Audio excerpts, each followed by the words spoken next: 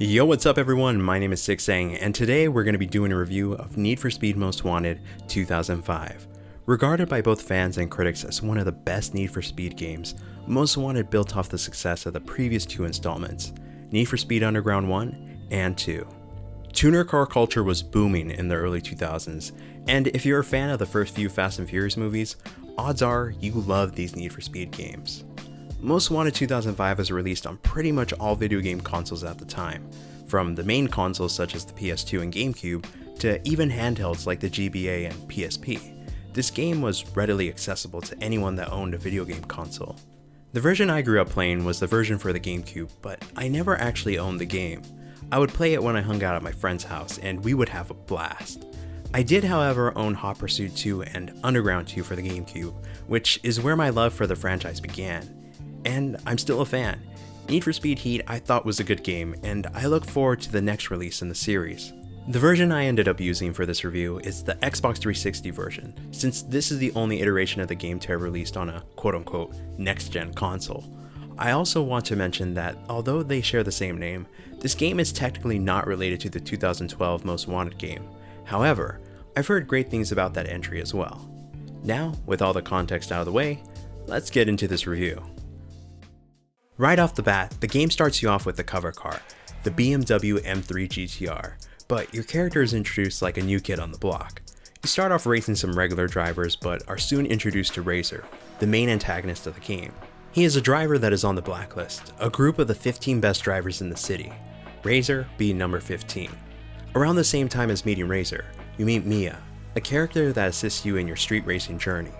Mia suggests that you and Razor race to prove who the best driver is, with the stakes being each driver providing the pink slip of their cars. Before the race begins, one of Razor's buddies asks, "How's your car running?" and then laughs and walks away. This foreshadows what happens during the race.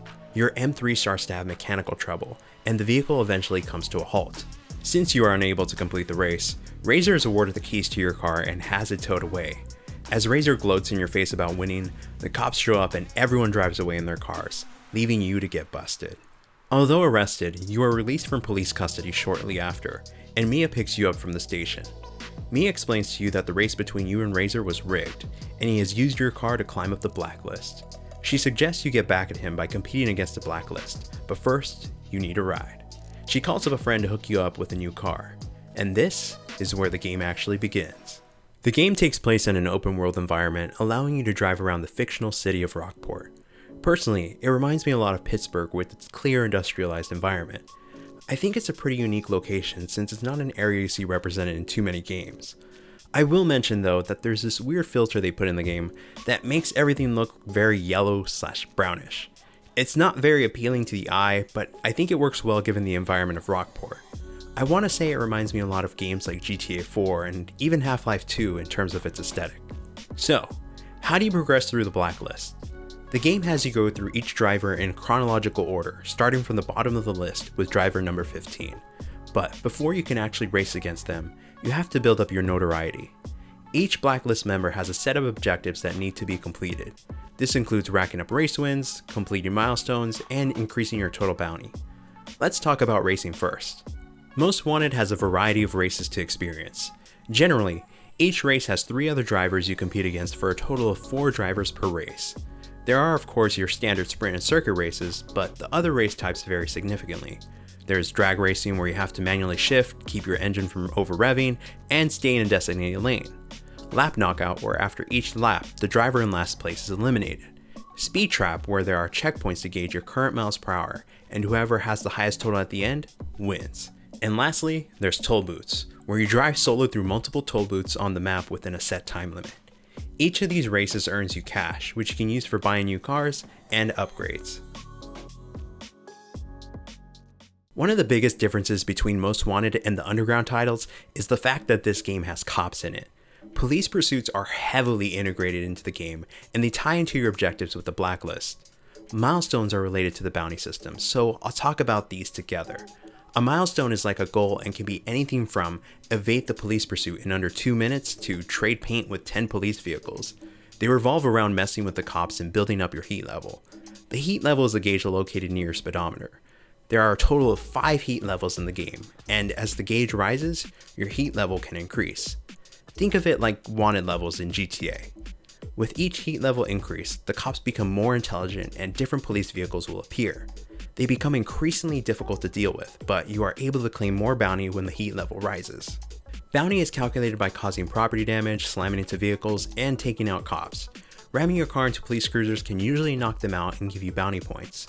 More importantly, completing milestones also grants bounty points, which makes it pretty easy to knock out both these objectives at once.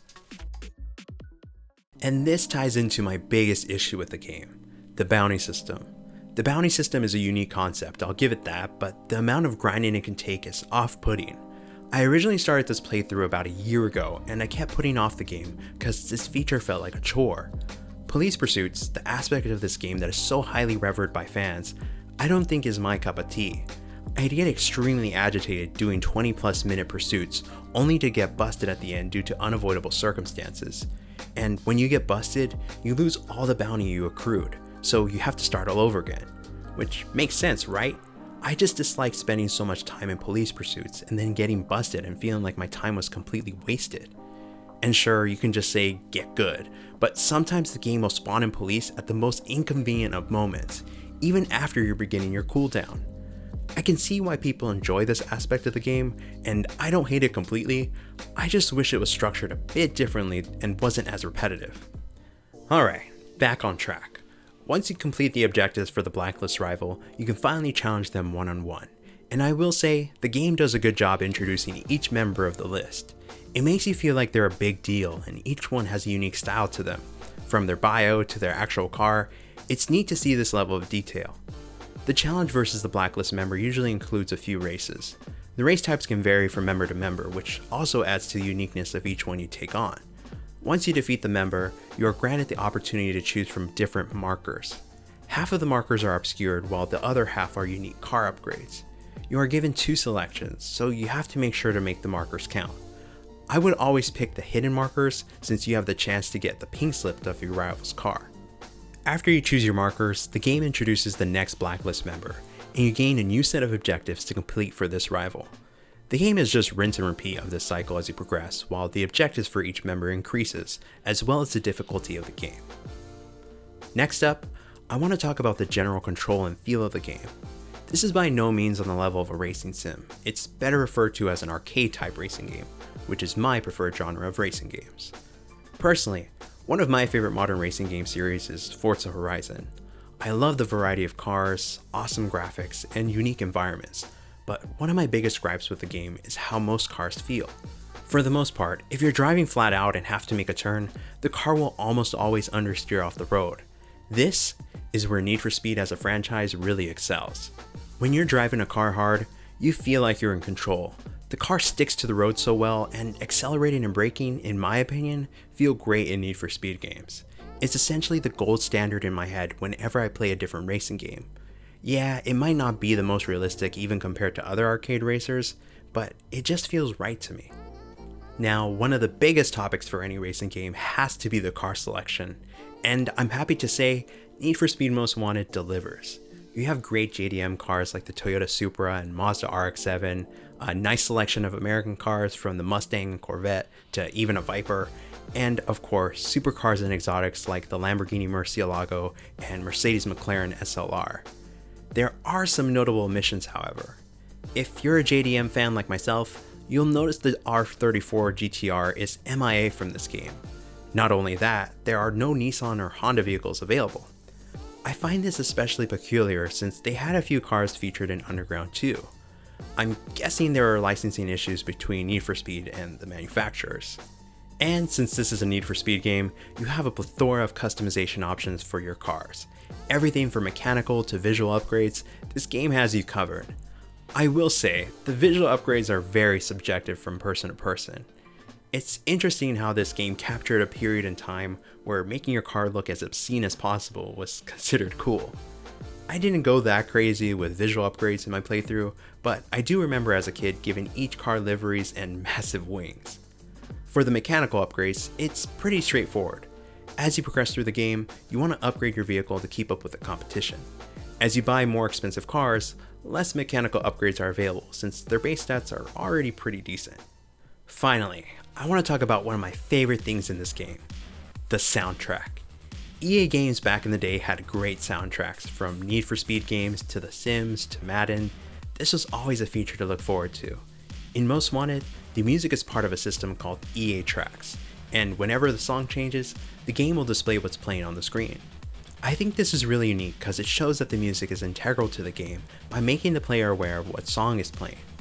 I really wish I could include some of these songs in this video, but I don't want to get a copyright strike. The game includes genres like hip hop, rap, rock, and metal, and it wasn't just random artists. You had bands like Avenged Sevenfold, Disturbed, and Bullet for My Valentine, just to name a few. And as for the hip hop and rap artists, you had Styles of Beyond, Lupe Fiasco, T.I., and even The Rock. Actually, no, not Dwayne The Rock Johnson, just a guy named Rock. His song is fire though.